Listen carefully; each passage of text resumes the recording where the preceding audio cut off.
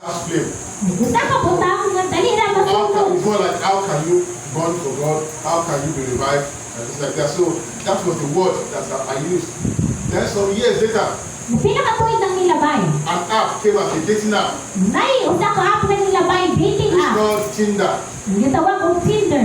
It means that if you are looking for a partner Naku, nakita ka og kapares. or somebody you just want to sleep with, Or gusto lang ni mga makauban sa pagtulog.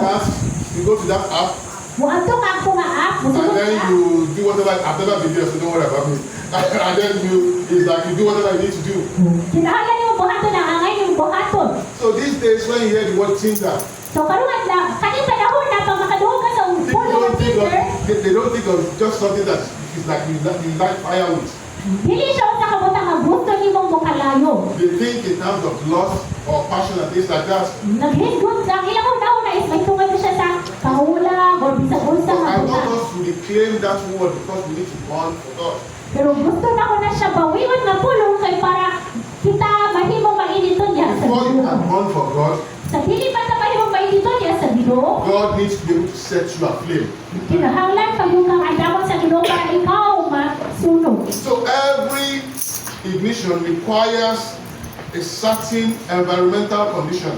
Ang tanan na kinahanglan imong dagkutan na kinahanglan siya og lugar kung asa pwede kang dagkutan. For something to burn at least it has to be dry. For example, nakay gusto sunog kinahanglan ugas siya. The environment must be correct for it to burn. Ang imuhang palibot kinahanglan usa ka lugar nga pwede kang magsunog dinha. It is the same thing with the Holy Spirit. Palihan sa balaang espiritu.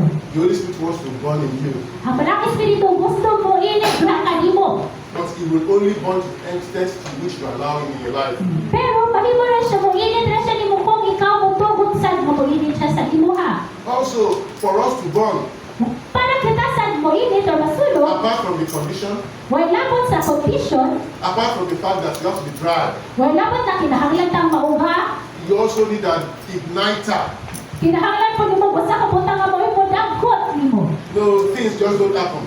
Kaya ang mga butang dili lang na siya mahitabo. Something or someone makes it happen. Na ay usa ka butang